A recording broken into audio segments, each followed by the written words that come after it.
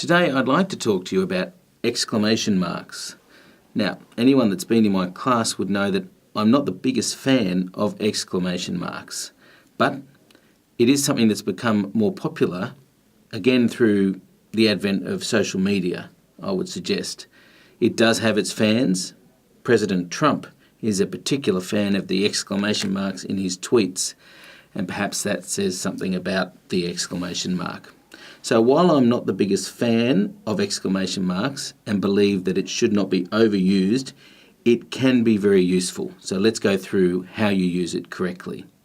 The first thing to note about exclamation marks is that the exclamation mark has within it the full stop. So if you use an exclamation mark, then it replaces the full stop, and so you no longer need a full stop. It takes the function of the full stop and adds to it. How does it add to it? Well, it makes what you're saying or writing an exclamation. So you only use it when you exclaim something. There's three ways that you might use it to exclaim something. The first is when you are wanting to express a strong feeling.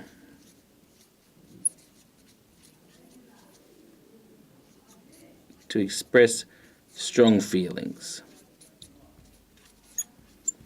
So an example would be something like if I was talking about exclamation marks and said, "I hate them." That's a very strong feeling and probably stronger than my real feelings on the point, but that would be a correct use of the exclamation mark. I could also say, "I love it." And you can see that when you say it, "I love it," you're exclaiming it, so you use an exclamation mark. The second way that we can use exclamation marks is when we are expressing something that we find very surprising. So to show that a statement is surprising.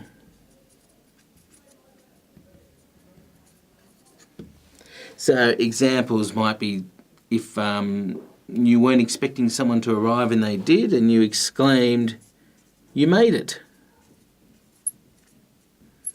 Then that would be an appropriate place for an exclamation mark. Or even if you just didn't expect to see someone and there they were and you exclaimed, "John." It would be good if we spelled it correctly.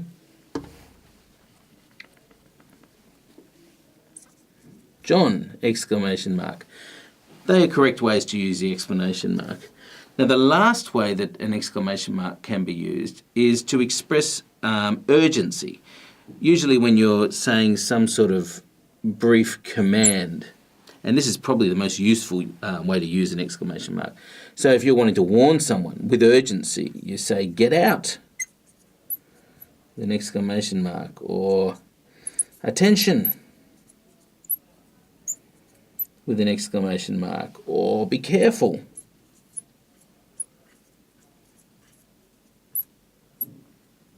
So they're all very useful ways to use the exclamation mark. And I'm probably being a bit unfair when I say I don't like it. It does, after all, make a big difference to words. If you have the word duck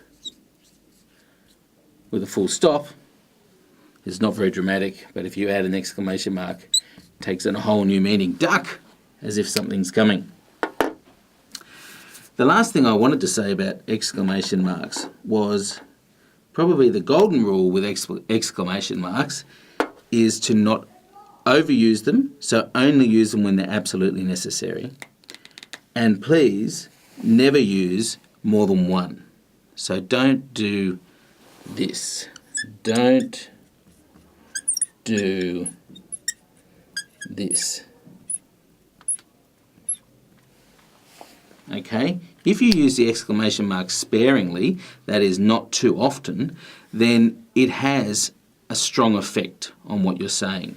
It's only when it's overused that it becomes blunt, like a knife or a sword that is overused will become blunt. Same with the exclamation mark. And that's when you're going to end up having to use lots of them, and then it's not as effective. We want it to be effective to make you a clear communicator. One last point on exclamation marks is that they need to be attached to the thing that you're exclaiming. And this comes into play when you're using a sentence that has some quote marks. So make sure you attach the exclamation mark to the part of the sentence that is the exclamation. For example, if you had the sentence, I can't believe he said, I quite like English.